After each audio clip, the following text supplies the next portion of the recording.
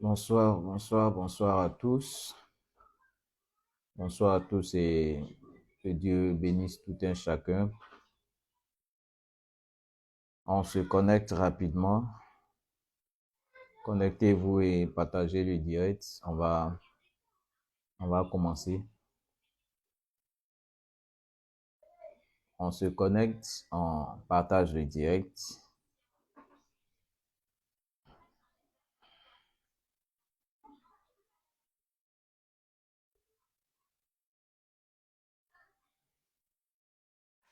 On se connecte, on se connecte. On va commencer.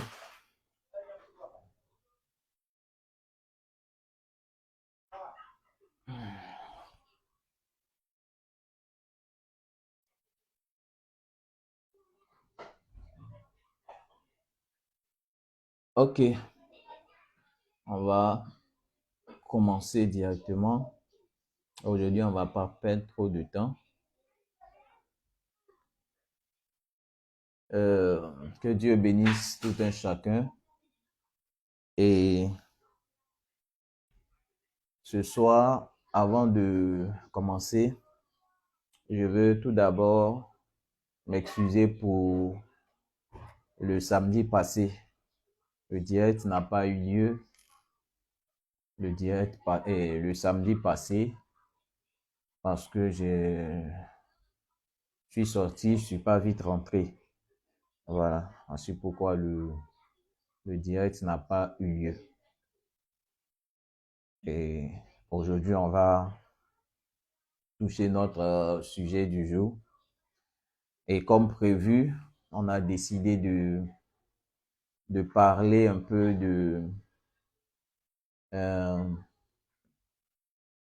quel est le véritable nom de Dieu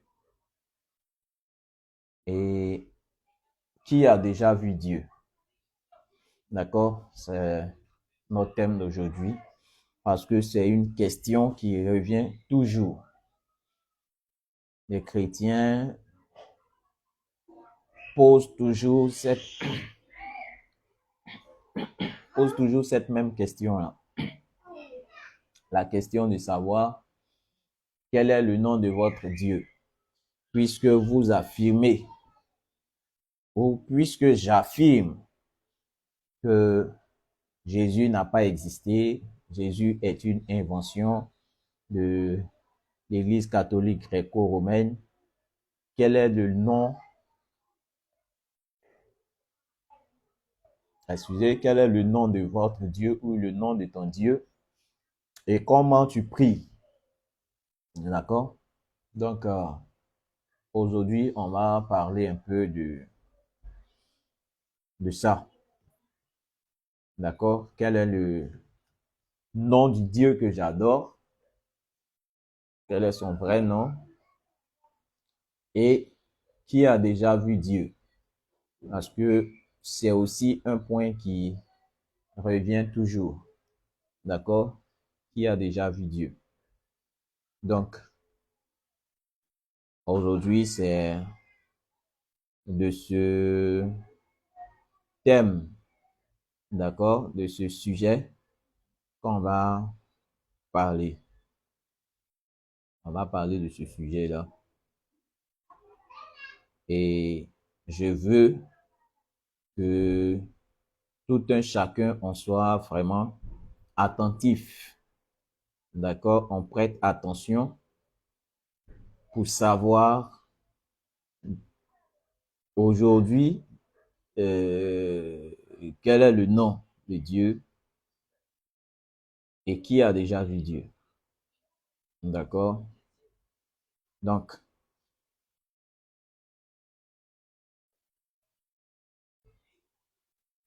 on va commencer.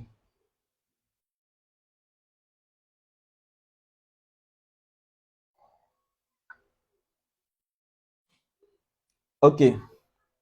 Donc, pour commencer, je vais d'abord dire que pour, pour qu'une chose ait un nom, Il faudrait que cette chose soit créée. D'accord? Qu'est-ce que je veux dire? Je veux dire que celui qui fabrique une chose ou celui qui crée une chose, c'est lui qui donne un nom, d'accord, à la chose. Ou celui qui met un enfant au monde, c'est lui qui donne un nom à son enfant. D'accord? Moi, je ne peux pas donner un nom à un enfant qui n'est pas le mien. D'accord? C'est le père qui donne un nom à son enfant. Ou c'est quelqu'un qui a créé ou fabriqué sa chose qui donne un nom à cette chose-là. Et qu'en est-il de Dieu? Est-ce que Dieu a été créé? Est-ce que Dieu a un nom? C'est ce qu'on va essayer de comprendre. D'accord? Et donc, quand on lit la Bible, quand on feuillette, quand on essaie de comprendre et on rentre dans l'Ancien Testament, le peuple de Dieu, qui est le peuple d'Israël, a cherché à connaître Dieu. Connaître Dieu dans quel sens? A cherché à connaître le nom de Dieu, à chercher à entendre la voix de Dieu, à chercher à voir Dieu. D'accord? Et quelle a été la réponse à ce peuple de Dieu, au peuple d'Israël, ou à ces personnes, à ces individus, à ces personnes qui ont cherché à voir Dieu? Quelle a été la réponse à ces personnes qui ont cherché à connaître le nom de Dieu? C'est ce qu'on va voir. Donc, on va prendre d'abord le livre de Genèse. On va prendre le livre de Genèse. Bon, avant d'arriver à Genèse, on va prendre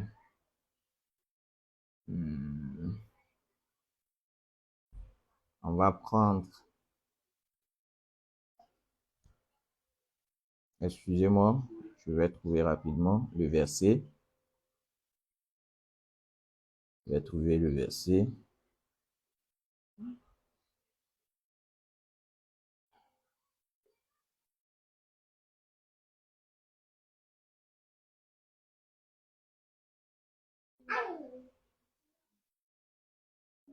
Oh, ils ont coupé quoi? Pardon, tu peux m'apporter. Faut m'envoyer là.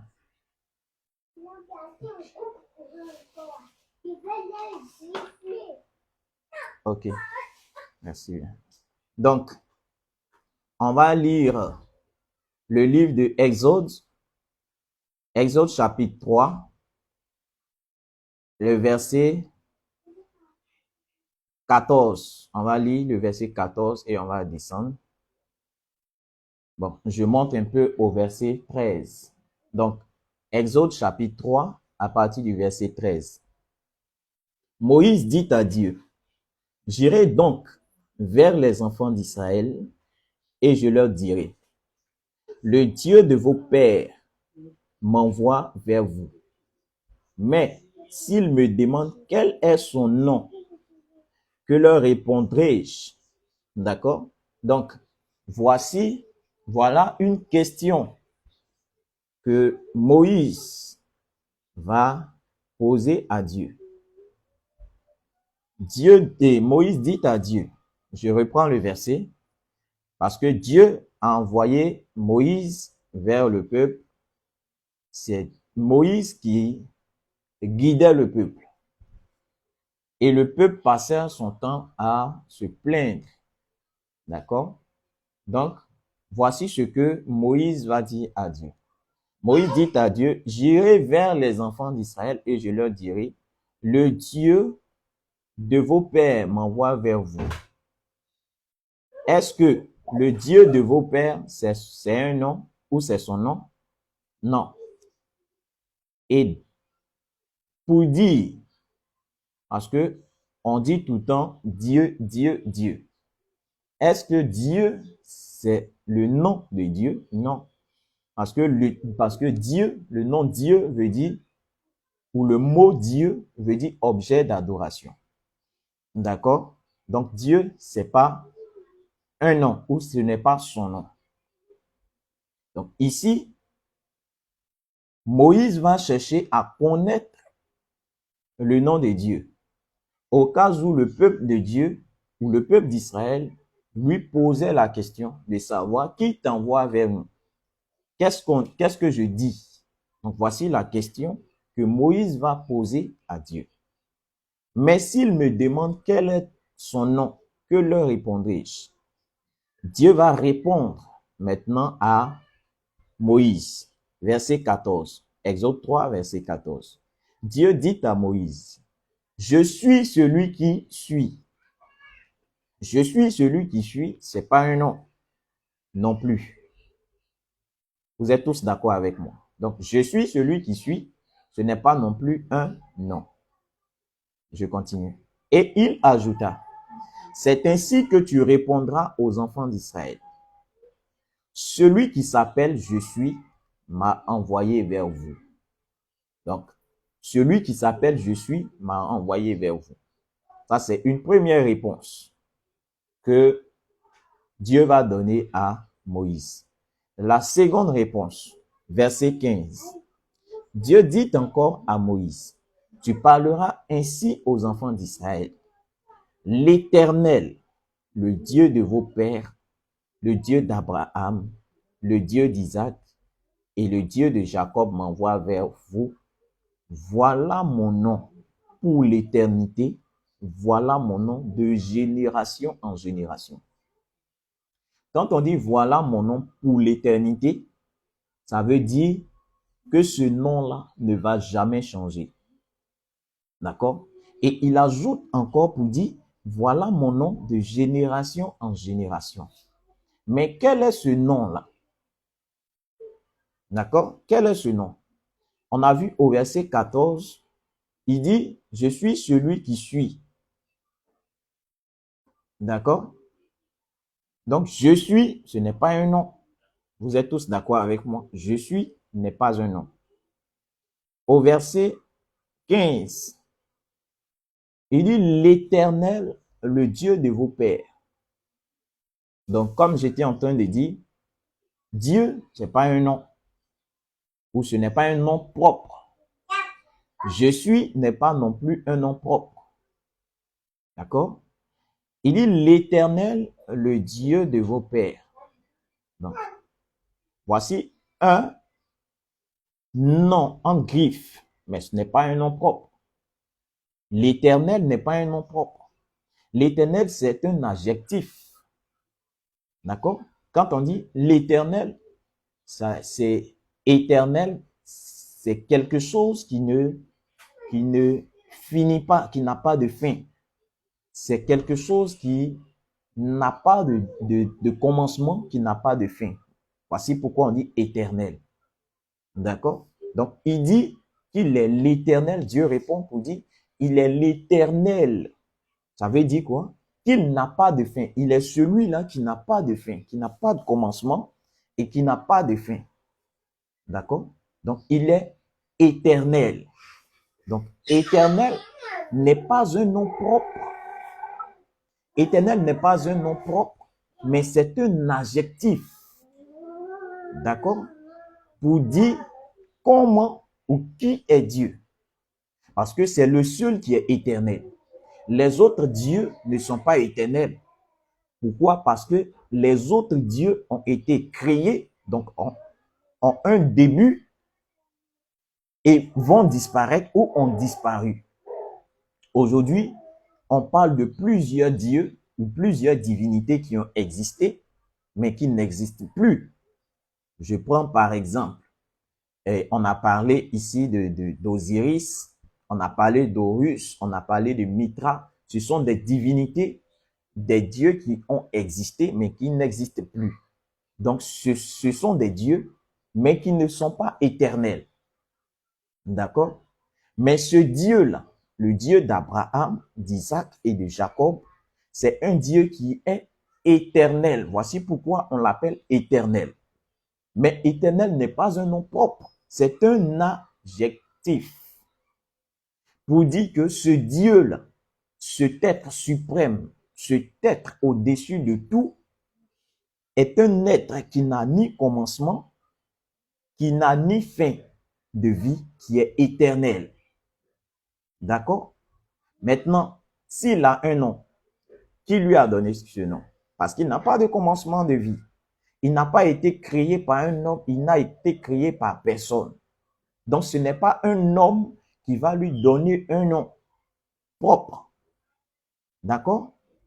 Donc, pour dire que ce Dieu que j'adore, ce Dieu duquel je parle, n'a pas de nom propre, mais on le qualifie. D'accord? On le qualifie. Et vous allez remarquer qu'à chaque fois que quelqu'un, un personnage dans l'Ancien Testament avait une expérience ou vivait une expérience avec Dieu,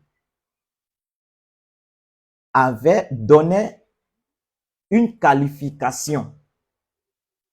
D'accord? Donnait une qualification. Donc Dieu, cet être suprême qui n'a ni commencement de vie ni fin de vie, n'a pas de nom propre. Parce qu'il n'a été créé par personne. Il n'a pas de nom propre. Mais on le qualifie. D'accord? On le qualifie. Donc nulle part, vous n'allez voir dans la Bible ou dans l'Ancien Testament un nom propre qui a été donné à Dieu. Quand aujourd'hui on nous dit que le nom de Dieu c'est Jésus, je dis non. Parce que ce Jésus-là a un commencement de vie et il est mort. D'accord? Il a été engendré par quelqu'un. C'est pourquoi ils lui ont donné un nom propre. Mais le Dieu qui est éternel n'a pas de nom propre. Mais on le qualifie. D'accord? On dit qu'il est éternel. On va voir un verset parce que les chrétiens font le mélange de tout. Les chrétiens s'embrouillent sur beaucoup de choses ou sur pratiquement tout. Aujourd'hui, beaucoup de chrétiens appellent Dieu Yahvé Jiré, Péniel, Emmanuel. Beaucoup de chrétiens appellent Dieu comme ça. Mais ce ne sont pas des noms de Dieu, mais ce sont des adjectifs, des qualifications qu'ils ont données pas à Dieu, mais en fonction de ce qu'ils ont vécu. On va voir 2 ou 3 exemples. D'accord? On va voir le premier exemple dans Genèse. Genèse chapitre 22, à partir du verset 12. Et puis on va descendre. Donc ici, il s'agit d'Abraham. Quand Dieu a demandé à Abraham de sacrifier son fils Isaac. D'accord? Quand Dieu a demandé à Abraham de sacrifier son fils Isaac, qu'est-ce qui va se passer? Donc Genèse chapitre 22, verset 12. L'ange dit, n'avance pas ta main sur l'enfant et ne lui fais rien, car je sais maintenant que tu crains Dieu et que tu ne m'as pas refusé ton fils unique. Verset 13. Abraham leva les yeux et vit derrière lui un bélier retenu dans un buisson par les cornes. Et Abraham alla prendre le bélier et l'offrit en holocauste à la place de son fils. Verset 14. Abraham donna à ce lieu le nom de Jéhovah Jireh. Donc, Abraham n'a pas donné le nom à Dieu, n'a pas appelé Dieu comme ça, mais c'est le lieu où Dieu a pourvu, où Dieu a dit, ne tue pas ton enfant. Le lieu où Abraham est venu sacrifier son fils, le lieu où Abraham est venu donner son fils en sacrifice, c'est ce lieu-là que Abraham a appelé Jéhovah Jireh. C'est pas Dieu qu'Abraham a appelé Jéhovah Jireh. Faisons très attention. D'accord? Faisons très attention. Abraham n'a pas appelé Dieu Jéhovah Jireh, mais c'est le lieu. On dit Abraham donna à ce lieu le nom de Jéhovah Jireh, qui veut dire, donc on continue, Abraham donna à ce lieu le nom de Jéhovah Jireh. C'est pourquoi l'on dit aujourd'hui à la montagne de l'Éternel, il s'est pourvu. Donc Jéhovah Jireh, qui veut dire l'Éternel pourvoit. Donc l'Éternel pourvoit, ce n'est pas le nom de Dieu. D'accord? L'Éternel pourvoit, ce n'est pas le nom de Dieu. Donc Abraham a donné au lieu où Dieu a pourvu. Donc selon l'expérience que Abraham a vécue avec Dieu, il va donner le nom au lieu où il a vécu l'expérience avec Dieu. Donc il va nommer le coin, l'espace, le lieu où il voulait sacrifier son fils et Dieu a pourvu. Il va appeler ce lieu Jéhovah Jireh, qui veut dire l'Éternel pouvoir. D'accord? Donc Jéhovah Jireh n'est pas le nom de Dieu, mais était le lieu, le nom du lieu où Dieu a pourvu pour Abraham. Vous comprenez? Je prends un autre exemple. Un autre exemple dans Genèse chapitre 32. Genèse chapitre 32 au verset 28. Genèse chapitre 32 verset 28. Il dit encore, 28 et je descends, il dit encore, bon je remonte au verset 27, il lui dit, quel est ton nom? Donc, j'explique l'histoire et je vais revenir sur cette histoire parce que j'ai dit, le thème d'aujourd'hui, c'est le vrai nom de Dieu et qui a déjà vu Dieu. D'accord? Donc, actuellement, on est en train de voir le nom de Dieu. Et je vais revenir pour parler un peu de qui a déjà vu Dieu. Donc, je monte et Genèse 32, verset 27. Il lui dit, quel est ton nom? Et il répondit, Jacob. Il dit encore, ton nom ne sera plus Jacob, mais tu seras appelé Israël, car tu as lutté avec Dieu et avec les hommes, et tu as été vainqueur. Ce verset-là, je vais revenir dessus. Tu as lutté avec Dieu, et tu as lutté avec les hommes, et tu as été vainqueur. Verset 29. Jacob l'interrogea en disant, fais-moi, je te prie, connaître ton nom. Il répondit, pourquoi demandes-tu mon nom? Et il le bénit là. Verset 30. Jacob appela ce lieu du nom de Péniel. D'accord? Donc, Jacob a appelé le lieu où il s'est battu avec cet homme-là. Il a appelé le lieu Péniel. C'est pas Dieu que Jacob a appelé Péniel. D'accord? Donc, Jacob appela ce lieu du nom de Péniel, car, dit-il, j'ai vu Dieu face à face et mon âme a été sauvée. D'accord? Donc, Jacob, selon l'expérience qu'il va vivre, il va appeler le lieu où il a vécu l'expérience Péniel. Il veut dire, j'ai vu Dieu face à face. D'accord? Donc, je résume très rapidement et puis toucher la question de qui a déjà vu Dieu. Parce que là, dans ce verset, on entend parler de j'ai vu Dieu face à face. Donc, je résume le premier point pour dire qu'en réalité, Dieu n'a pas de nom propre. Pourquoi? Parce que d'abord, il n'a été engendré par personne. Il n'a été créé par personne. Parce que comme j'ai dit dans mon introduction, c'est celui qui met au monde quelqu'un, un enfant, qui donne un nom à cet enfant. Celui qui crée une chose, qui donne un nom à la chose. D'accord? Dieu n'a été créé par personne. Il n'a été engendré par personne. Il n'a ni commencement de vie, ni fin de vie. Donc, qui lui a donné un nom? Ou qui va lui donner un nom? Personne. On ne donne... Dieu n'a pas de nom. Voici pourquoi on l'appelle éternel, parce qu'il est éternel. Il n'a pas de commencement de vie, il n'a pas de fin de vie. Voici pourquoi quand les chrétiens posent la question de savoir, donc si vous dites que Jésus n'est pas Dieu, et Jésus, c'est pas Jésus, le nom de votre Dieu, c'est quoi? C'est éternel, il est éternel. D'accord? Parce que Dieu n'a pas de nom propre. Mais notre Dieu est éternel parce qu'il est ce Dieu-là qui ne passe pas. Tous les autres dieux passent, toutes choses passent, mais Dieu est le seul qui ne passe pas. Il est le seul qui est éternel. D'accord?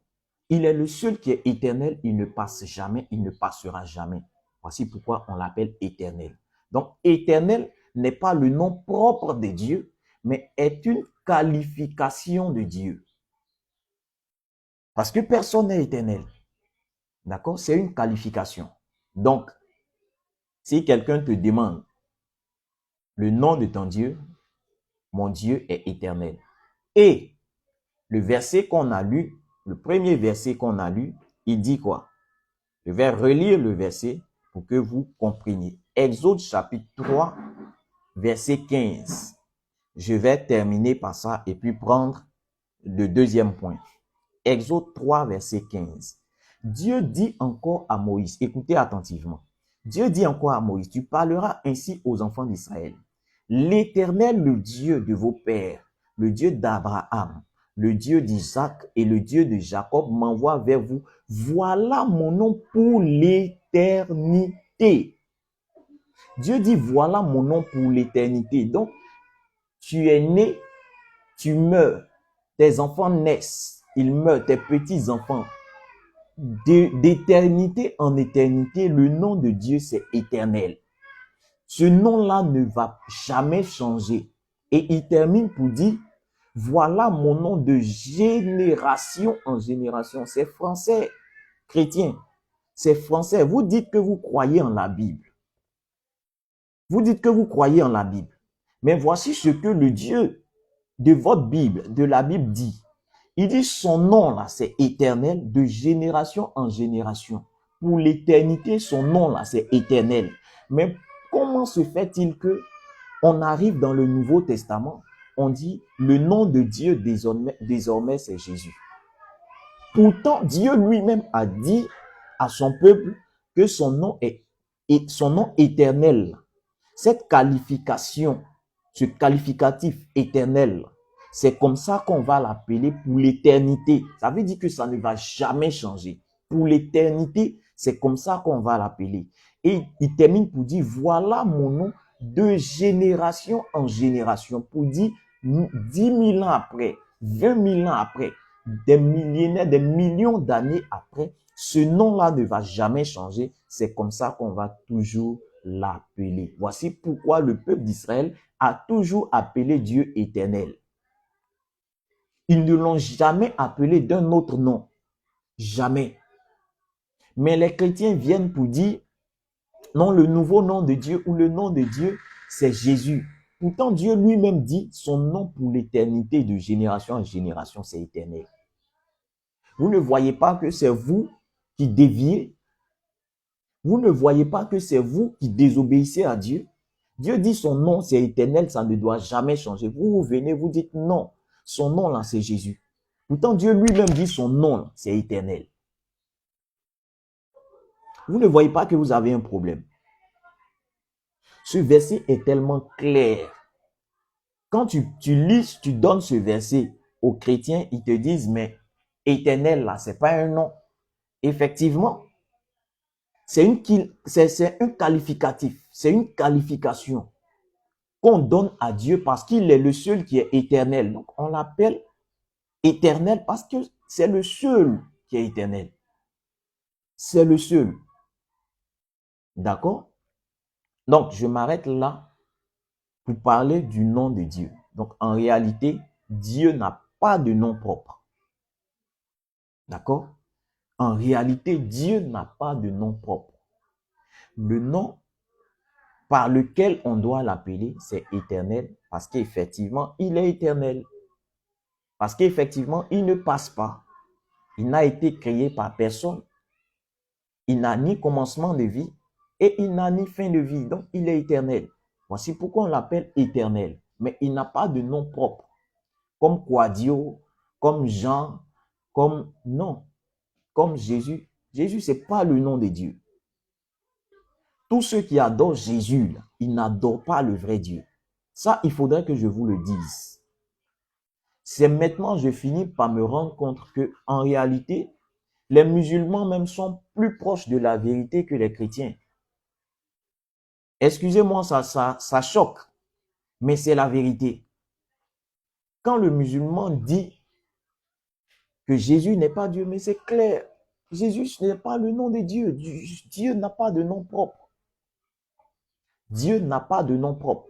Quand on dit que Emmanuel, dans Ésaïe chapitre 7, verset 15, Emmanuel, c'est le nom de Dieu, non? Dieu, il est dit dans Ésaïe chapitre 7, verset 15, la jeune fille deviendra enceinte, elle enfantera un fils, on lui donnera le nom d'Emmanuel, qui veut dire Dieu avec nous, ou l'Éternel avec nous. L'Éternel avec nous, c'est pas un nom, c'est pas le nom propre de Dieu. Donc, Emmanuel, c'est une qualification, ou c'est comment dirais-je, je dirais une qualification. Dieu est avec nous. D'accord? Donc, Dieu n'a pas de nom propre. Le nom de Dieu, c'est éternel parce qu'il est éternel. D'accord? Maintenant, je touche le deuxième point. Qui a déjà vu Dieu? Il y a, quand on dit toujours, quand on affirme toujours que la Bible est contradictoire, les chrétiens disent non, la Bible est l'absolu. La Bible ne se contredit pas. La Bible a fait ci, la Bible a fait ça. D'accord? On va voir plusieurs versets et démontrer que la Bible se contredit. D'accord? Et est-ce que quelqu'un a réellement déjà vu Dieu? D'accord? Donc, j'étais en train de lire l'histoire de Jacob. D'accord? Je lisais l'histoire de Jacob. Jacob qui s'est battu avec un homme, qui a lutté, c'est-à-dire qui a fait un combat physique avec un homme. Tous les chrétiens disent que cet homme avec qui Jacob s'est battu de façon physique, cet homme avec qui Jacob a fait des coups de poing, d'accord, pour être plus terre à terre, c'était Dieu. C'est ce que tous les chrétiens disent. On va vérifier. D'accord? Donc, je relis le verset qui parle de Jacob qui a lutté avec Dieu. D'accord? Qui a lutté avec un homme. Donc, Genèse, chapitre 32, je vais monter à partir du verset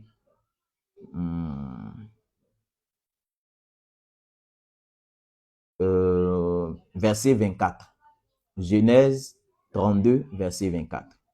Jacob demeura seul. Alors un homme lutta avec lui jusqu'au lever de l'aurore. Écoutez très bien, parce que les chrétiens, ils prennent ce qui les arrange. Je reprends le verset. Genèse 32, à partir du verset 24. Jacob demeura seul. Alors un homme lutta avec lui jusqu'au lever de l'aurore. D'accord? Ici, il a dit un homme. Ils n'ont pas dit Dieu. D'accord? On dit un homme lutta avec lui. Ils n'ont pas dit Dieu lutta avec lui. Maintenant, je continue. Verset 25. Voyant qu'il ne pouvait le vaincre, cet homme le frappa à l'emboîture de la hanche. Donc, cet homme qui est venu se battre, qui est venu faire coup de poing avec Jacob, là. On dit, voyant que cet homme-là ne pouvait pas vaincre Jacob, il le frappa à l'emboîture de la hanche. Je vous pose une question. Est-ce que Dieu peut se battre avec un homme et Dieu ne va pas pouvoir vaincre cet homme-là? Déjà, le diable qui a été créé par Dieu. Écoutez attentivement. Le diable qui a été créé par Dieu, l'homme ne peut pas lutter avec le diable. Le diable va l'écraser. Vous comprenez? L'homme ne peut pas lutter avec le diable parce que le diable va le vaincre à la seconde. Pourtant, c'est Dieu qui a créé le diable. Dieu est au-dessus de tout, mais l'homme ne peut pas lutter avec le diable parce que le diable est trop fort que l'homme. Mais ici, les chrétiens disent que c'est avec Dieu que Jacob a fait coup de poing. Et ici, le verset 25 dit, voyant que, c'est dit, je remplace il par Dieu. Vous allez voir si c'est logique. Votre raisonnement, vous allez voir si votre raisonnement est logique. Je reprends le verset 24. Et je vais remplacer un homme par Dieu. Écoutez. Jacob demeura seul. Alors, un homme lutta avec lui jusqu'au lever de l'aurore. Donc, je relis le verset et j'enlève un homme, je mets Dieu à la place. Jacob demeura seul. Alors Dieu lutta avec lui jusqu'au lever de l'aurore. Vous comprenez? Dieu lutta avec Jacob jusqu'au lever de l'aurore. Et le verset 25 dit quoi? Voyant que Dieu ne pouvait pas le vaincre, vous trouvez ça normal? Dieu va venir se battre avec un homme. Dieu va venir faire coup de poing. C'est-à-dire Dieu n'a rien à faire. Dieu n'a rien à faire. Il va laisser toute sa gloire pour descendre, pour faire coup de poing avec l'homme. Mais c'est se foutre de Dieu, au fait. Les chrétiens se foutent de Dieu. Les chrétiens se foutent de Dieu. Et le verset 25 dit, voyant que cet homme qui faisait coup de poing avec Jacob ne pouvait pas vaincre Jacob, va frapper Jacob à l'emboîture de la hanche. Quand même, chrétien, pardonnez. Voici pourquoi je dis, réfléchissez avec votre tête. Ne croyez pas, ne mettez pas foi à tout. Aucun homme ne peut, c'est-à-dire Dieu n'a pas ce temps-là de venir faire, non quand même. Si avec le diable même là, Dieu n'a pas le temps de faire coup de poing avec le diable lui-même, c'est avec l'homme que Dieu va venir faire coup de poing. Respectons-nous et respectons Dieu. Respectons-nous et respectons Dieu. Dieu ne peut pas descendre pour faire coup de poing avec un homme quand même. Donc ici, comprenons que ce n'est pas Dieu qui est venu faire coup de poing avec Jacob. Parce que ici, le verset 25 dit, voyant que cet homme ne pouvait pas vaincre Jacob, il va frapper Jacob à l'emboîture de la hanche. Et l'emboîture de la hanche de Jacob se démit. Il luttait avec lui. Pendant qu'il luttait avec lui. Donc, ce n'est pas avec Dieu que Jacob s'est battu, chrétien quand même. C'est-à-dire, c'est maintenant que je me rends compte que j'ai été naïf, j'ai été stupide d'être chrétien. Oui. Parce que être chrétien, c'est une carence. C'est un gros défaut. Donc ici, c'est pas avec Dieu que Jacob s'est battu. Pourquoi? Parce que Dieu n'est pas homme et il ne sera jamais un homme. D'accord? Je vous lis un verset avant de continuer. Je vais revenir sur ce verset, mais je vais vous lire un verset d'abord. Ok. Donc, on va prendre nombre. Notez ces versets-là. S'il y a des chrétiens qui me suivent. Nombre chapitre 23, verset 19. Que je lis. Nombre chapitre 23, verset 19. Dieu n'est point un homme pour mentir, ni fils d'un homme pour se repentir. Ce qu'il a dit, ne le fera-t-il pas? Ce qu'il a déclaré, ne l'exécutera-t-il pas? Le verset commence par quoi? Dieu n'est point un homme pour mentir. Maintenant, pourquoi vous nous dites que l'homme avec qui Jacob s'est battu là, c'était Dieu? Pourtant, Dieu lui-même dit qu'il n'est pas un homme pour mentir. On dit que Dieu n'est point un homme. Ça veut dire que Dieu n'est pas un homme, il est esprit et il ne sera jamais un homme. Vous comprenez? Dieu n'est point un homme pour mentir, il n'est pas un homme. Dieu est esprit, il restera esprit, il n'est pas un homme, il ne sera jamais un homme. D'accord? Dieu n'est pas un homme, il ne sera jamais un homme. Il est esprit, il restera toujours esprit. Donc, toutefois que vous allez voir un homme venir échanger avec une personne, ce n'est jamais Dieu. Les anges peuvent prendre la forme d'un homme. Quand Dieu envoie un ange, l'ange prend la forme de l'homme pour venir vers l'homme. Mais Dieu ne va jamais venir en personne prendre un corps humain. Jamais. Jamais. Je dis absolument jamais. Donc, ici, on a vu que Dieu n'est pas un homme. D'accord? Donc, à chaque fois que quelqu'un dans l'Ancien Testament a croisé un homme, ce n'est pas Dieu. Je peux admettre que ce soit un ange, mais ce n'est pas Dieu. Donc, je retourne dans Exode pour terminer le verset et on va voir le cas de Moïse, on va voir le cas d'Abraham. Parce qu'on nous dit que ces personnes-là ont vu Dieu. D'accord? Donc, je termine avec Jacob, je vais avec Abraham et puis je prends le cas de Moïse. Parce que on a eu un échange, un débat avec un frère qui est en France, qui a donné ce verset-là, le verset de Moïse, qui dit que Moïse parlait avec Dieu face à face. J'espère que le frère est connecté, il est en ligne. Que Moïse parlait avec Dieu face à face. Mais dans le même verset, là, on va voir ce qu'il en est. Mais on va finir avec Jacob. Donc, Exode 32. Exode 32. Je continue. On était au... bon, je reprends le verset 24. Jacob demeura seul, alors un homme. Donc ici, un homme là, c'est pas Dieu. Parce que dans le verset qu'on vient de lire, on dit Dieu n'est pas un homme. D'accord? Et il ne sera jamais un homme. Donc si ici, on dit un homme est venu lutter avec Jacob, c'est que c'est pas Dieu. Parce que Dieu ne va jamais venir en personne. D'accord? Dieu ne va... C'est dit quoi? Il y a un verset du Nouveau Testament qui dit que en Jésus habite corporellement toute la plénitude de la divinité de Dieu. Ça, c'est un mensonge. C'est dit, dans le corps de Jésus habite toute la plénitude de la divinité de Dieu. C'est faux, c'est un mensonge.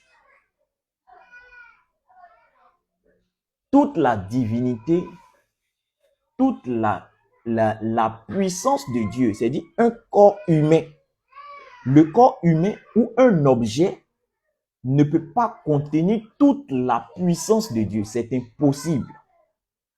Aucun corps humain ne peut contenir toute la plénitude de Dieu. C'est faux.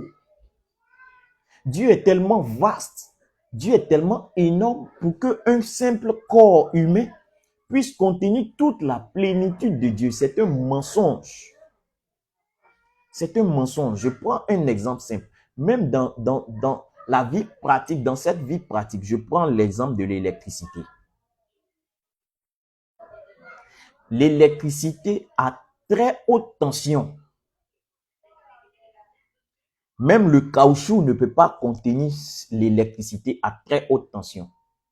Voici pourquoi, malgré le fait que ce câble de très haute tension est recouvert par du caoutchouc, on dit de ne pas s'approcher. Pourquoi? Parce que comment dirais-je, la puissance de l'électricité se propage dans les environs. D'accord? Le corps, le caoutchouc ne peut pas contenir cette puissance de l'électricité. À plus forte raison, Dieu. Ne vous foutez pas de Dieu quand même. Bon, je peux admettre que ce soit votre Dieu avec petit d qui puisse habiter corporellement. Et c'est votre Dieu en tout cas. Mais ce n'est pas le Dieu que moi je connais. Ce vrai Dieu qui est éternel, qui est créateur de toutes choses, ne peut pas habiter, c'est-à-dire un corps humain ou un objet ne peut pas contenir toute la plénitude de Dieu. Quand on dit que Jésus est 100% Dieu, 100% homme, je dis c'est faux. C'est faux parce que le corps humain ne peut pas contenir toute la plénitude de Dieu. C'est faux. D'accord? Je continue. Donc Jacob demeura seul, alors un homme lutta avec lui jusqu'au lever de l'aurore. Voyant qu'il ne pouvait le vaincre, cet homme le frappa à l'emboîture de la hanche, et l'emboîture de la hanche de Jacob se démit pendant qu'il luttait avec lui. Verset 26. Il dit, laisse-moi aller car l'aurore se lève. Et Jacob répondit, je ne te laisserai point aller que tu ne m'aies béni. Il lui dit, quel est ton nom? Et il répondit, Jacob. Il dit encore, ton nom ne sera plus Jacob, mais tu seras appelé Israël, car tu as lutté avec Dieu et avec des hommes et tu as été vainqueur. Voilà une partie qui fatigue les chrétiens. Voilà une partie qui fatigue les chrétiens. Il dit encore, ton nom ne sera plus Jacob, mais tu seras appelé Israël, car tu as lutté avec Dieu et avec les hommes. Donc ici, quand il voit, tu as lutté avec Dieu, ça veut dire que cet homme qui est venu lutter avec Jacob, c'était Dieu. Non? Quand on dit quelqu'un a lutté avec Dieu, c'est une expression. Moi-même, j'ai l'habitude de dire que j'ai lutté avec Dieu. J'ai lutté avec Dieu dans quel sens?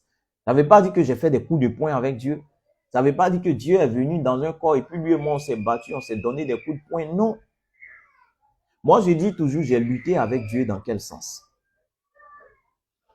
En tant que musicien, parce que je suis né dans la musique, partout où je passais pour jouer de la musique dans des programmes, on me disait toujours que toi, tu es un appelé, tu es appelé à servir Dieu, tu es appelé à servir Dieu. Moi, je disais toujours, à chaque fois qu'un prophète ou un soi-disant homme de Dieu me disait ça, qu'est-ce que je leur disais? Je disais toujours que moi, tant que je n'ai pas eu un emploi stable, tant que je n'ai pas eu un travail stable, Dieu n'a qu'à oublier cette histoire de tu es appelé. Tant que je n'ai pas eu de travail, tant que je n'ai pas un emploi stable, oubliez cette histoire de tu es appelé, Dieu t'a appelé à plein temps, oubliez. Et effectivement, c'est comme ça que j'ai lutté avec Dieu. Donc quand je dis que j'ai lutté avec Dieu, ce n'est pas parce que j'ai donné des coups de poing, mais c'était une résistance. D'accord? Les gens prennent ce verset dans son sens premier. Les gens prennent ce verset dans son sens premier. Lutter avec Dieu, ils prennent ça dans son sens premier. Pourtant, il ne faut pas le prendre dans son sens premier. Qui peut lutter avec Dieu? Qui peut donner des coups de poing à Dieu? Personne. Mais c'est quand on dit on a lutté avec Dieu, c'est une sorte de résistance à Dieu. Dieu a voulu qu'on fasse telle chose. On a dit non, nous, on va faire telle chose. Voici pourquoi on dit on a lutté avec Dieu. Mais ce n'est pas des coups de poing. Je vais vous lire les différentes définitions de lutter dans le dictionnaire. Le sens premier de lutter dans le dictionnaire, c'est combattre. Donc, coup de poing, se prendre corps à corps des coups de poing avec quelqu'un pour terrasser. Le deuxième sens, participer à toutes sortes de guerres, c'est une lutte, de disputes, de controverses, de conflits. Troisième sens, se battre, donc coup de poing. D'accord? Maintenant, voici le quatrième sens. Quatrième définition du verbe lutter. Faire effort pour surmonter l'adversité. Voici un sens du mot lutter. Faire effort pour surmonter l'adversité. Une cinquième définition de lutter. Agir pour vaincre, pour détruire. Sixième définition. Rivaliser, s'opposer. Pourquoi? Parmi tous ces sens-là, c'est le sens premier que vous prenez. Non, c'est Jacob a fait coup de poing. On dit avec un homme, c'est pas avec Dieu. Mais Jacob a lutté avec Dieu dans le sens de s'opposer à Dieu, dans le sens de résister à Dieu. C'est pas coup de poing. Réfléchissons, c'est pas des coups de poing. D'accord? Donc, je continue. Là, c'est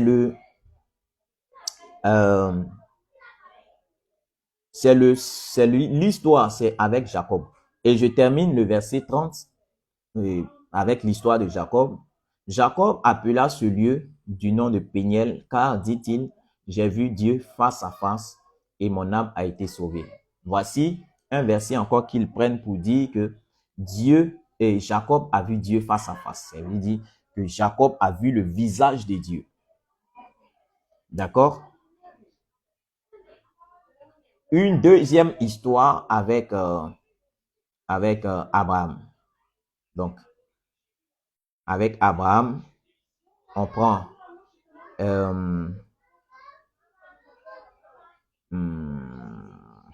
excusez. Bon, avec Abraham, je ne vais pas lire le verset. Il s'agit des trois anges ou des trois personnes qui sont venus pour aller plus vite, qui sont venus vers Abraham. Ils ont causé avec Abraham, ils ont mangé avec Abraham. Et après quoi? Il y a deux anges.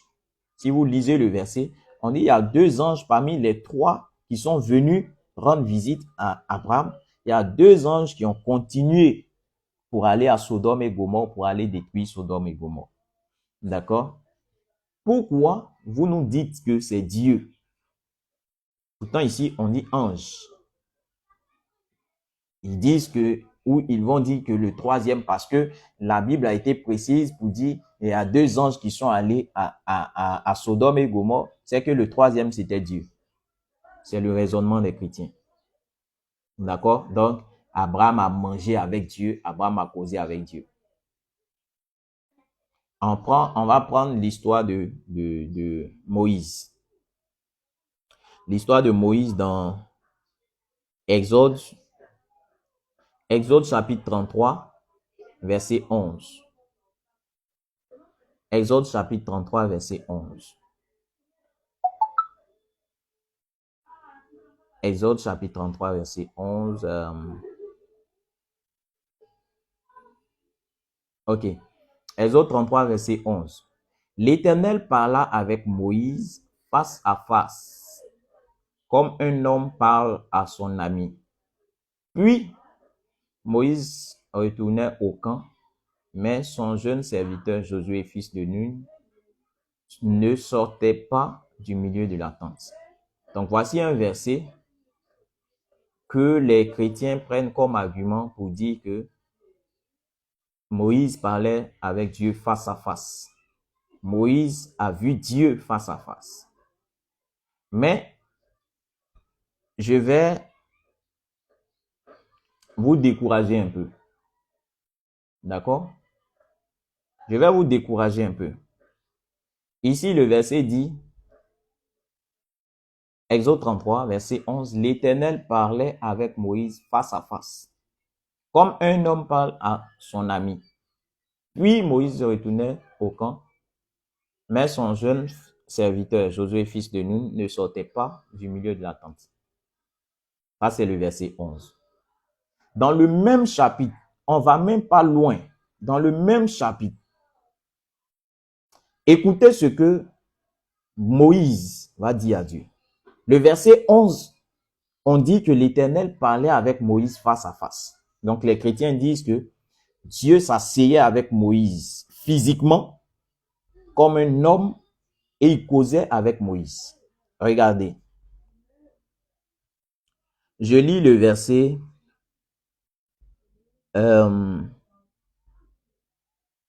17. Donc c'est le verset 11 on a lu. On descend au verset 17. L'Éternel dit à Moïse, je ferai ce que tu me demandes, car tu as trouvé grâce à mes yeux.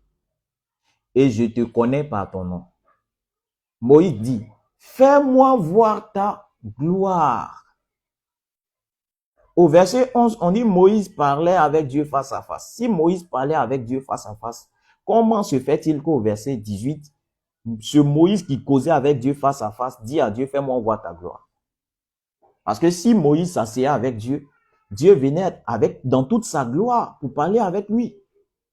Comment se fait-il qu'au verset 18, Moïse va dire à Dieu, fais-moi voir ta gloire? Ça veut dire que Moïse ne voyait pas la gloire de Dieu. Ça veut dire que Moïse ne voyait pas Dieu. Et c'est pas encore fini. Je descends au verset 19.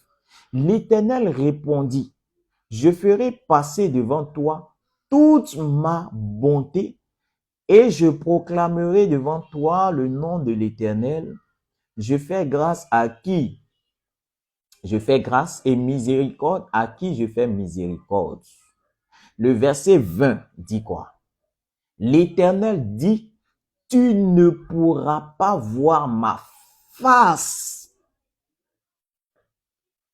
Je ne sais pas si mon frère Brice, je ne sais pas si mon frère Brice est connecté. Je ne sais pas s'il me suit. Si tu me suis, faut mettre en commentaire pour que je sache que tu me suis. Le frère Brice, dans nos échanges, dans notre débat sur WhatsApp, dit, il a donné le verset de Exode 33, verset 11. Et il lit le verset pour dire, l'Éternel parlait avec Moïse face à face. Parce que nous, on dit que personne n'a jamais vu Dieu face à face. Personne n'a jamais vu le visage de Dieu. Parce que Dieu est esprit, Dieu ne va jamais se faire voir. Et le frère va donner Exode 33, verset 11, qui dit, l'Éternel parlait avec Moïse face à face, comme un homme parle à son ami. Puis Moïse retournait au camp, mais son jeûne, ainsi de suite. Donc, Moïse voyait Dieu face à face. Moïse causait avec Dieu. Mais le même chapitre, à son verset 18, quelqu'un qui cause avec Dieu face à face, comme un homme cause avec son ami, va dire à Dieu, fais-moi voir ta gloire. Est-ce que c'est logique? Répondez-moi les chrétiens. Est-ce que c'est logique? Quelqu'un qui cause avec Dieu face à face, c'est qu'il voit toute la gloire de Dieu. Mais au verset 18, Dieu dit, demande-moi ce que tu veux que je fasse. Et Moïse va dire à Dieu, fais-moi voir ta gloire. Est-ce qu'il n'y a pas de contradiction? Quelqu'un dit, cause avec Dieu face à face. Il dit, fais-moi voir ta gloire. C'est comme si moi, je m'assois avec ma fille, on cause. Tout le temps, elle et moi, on s'assoit, on cause, on parle. Et puis, un bon matin, je lui dis, dis-moi ce que tu veux. Puis elle me dit, je veux voir ton visage. Mais je suis avec elle chaque jour, je cause avec elle. Est-ce qu'elle a besoin de voir mon visage? Non. Mais ici, Moïse dit, je veux voir ta gloire. Et qu'est-ce que Dieu va répondre à Moïse? Dieu répond pour dire quoi? Verset 19. L'Éternel répondit, je ferai passer devant toi toute ma bonté Et je proclamerai devant toi le nom de l'Éternel. Je fais grâce à qui je fais grâce et miséricorde à qui je fais miséricorde. Verset 20. L'Éternel dit, tu ne pourras pas voir ma face. Verset 20.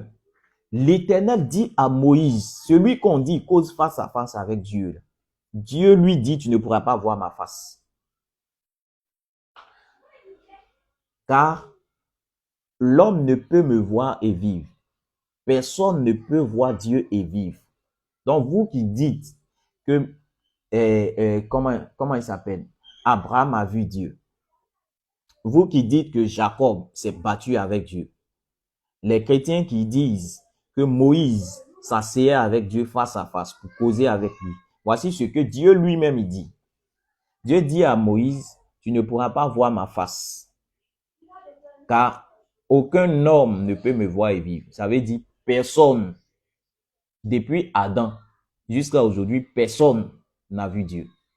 Personne n'a vu le visage, la face de Dieu, parce que Dieu est esprit. Et Dieu, dans toute sa gloire, personne ne peut le voir. Déjà, même sa voix, même pour entendre, c'est compliqué. Le peuple d'Israël a voulu entendre la voix de Dieu, mais eux-mêmes, ils ont désisté. Dieu a fait entendre une petite voix, une petite de ses voix, de sa voix. Ils disent non, c'est bon, il ne faut plus nous parler. Il faut parler à Moïse et puis il va venir nous parler. À plus forte raison, voir le visage, la face de Dieu dans toute sa gloire, non. Dieu dit, personne ne peut me voir et vivre. Donc, personne n'a vu Dieu. Et je retourne encore dans votre Nouveau Testament. Je dis votre Nouveau Testament parce que c'est pour vous. Je vais dans votre Nouveau Testament. On va lire un verset.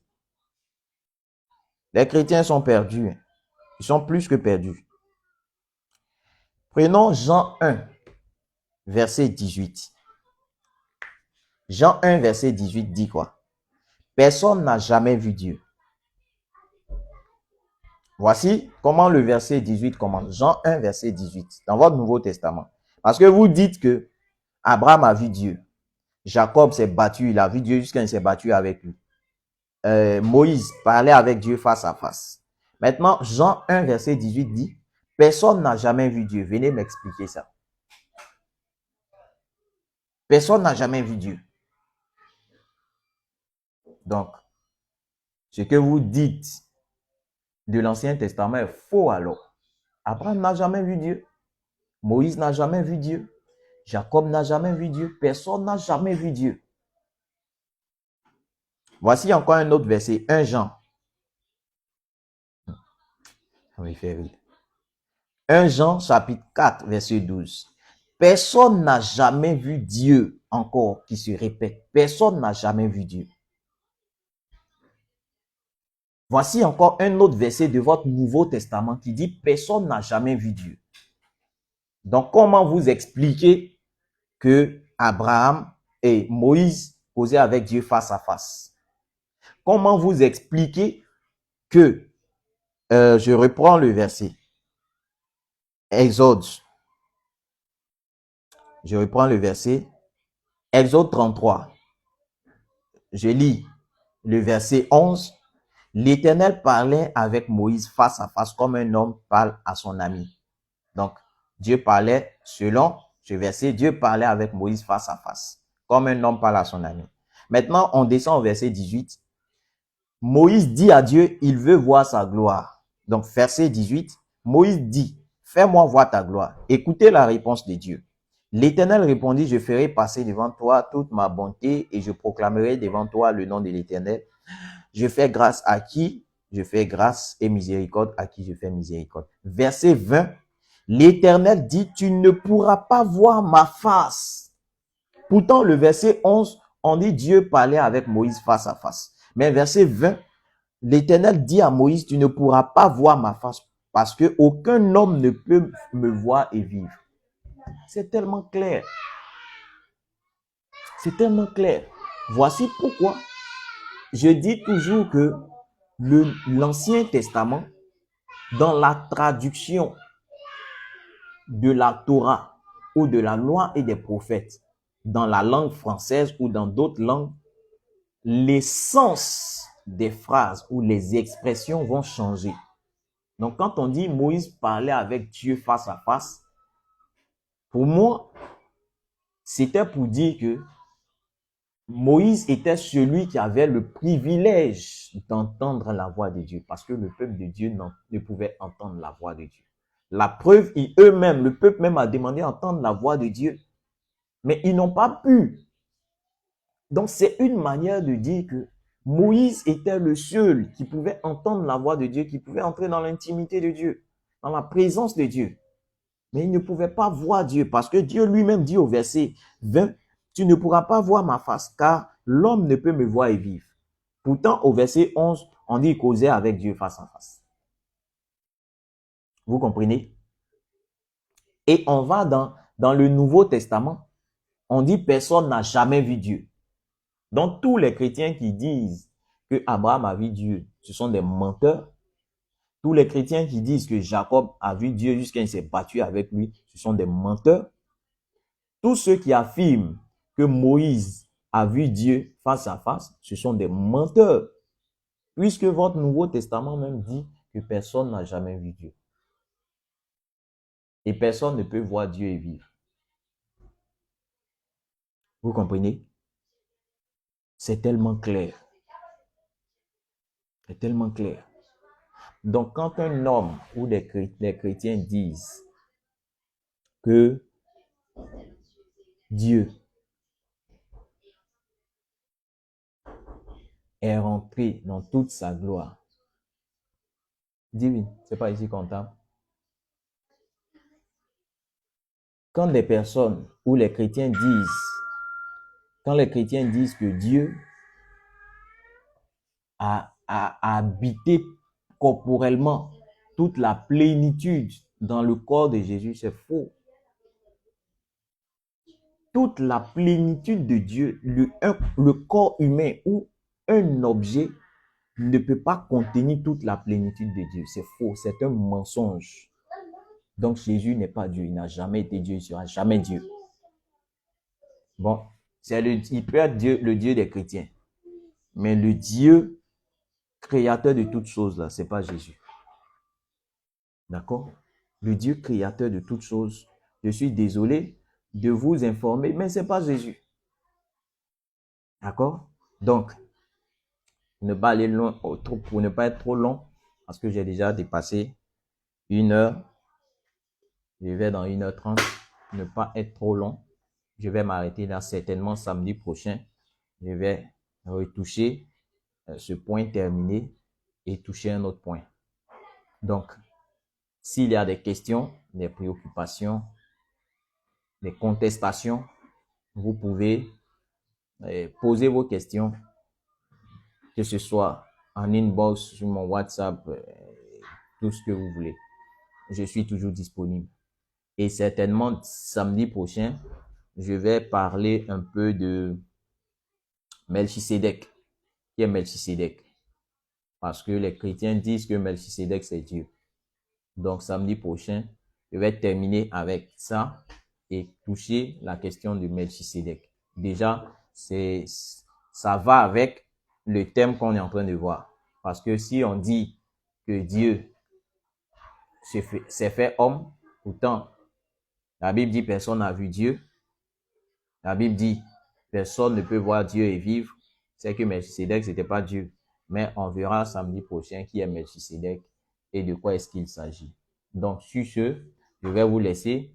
Et je rappelle encore, vous pouvez retrouver toutes mes vidéos sur ma chaîne YouTube qui est Vincent Delondre, sur ma page Facebook qui est Vincent Delondre officiel. Vous pouvez retrouver toutes les anciennes vidéos. D'accord?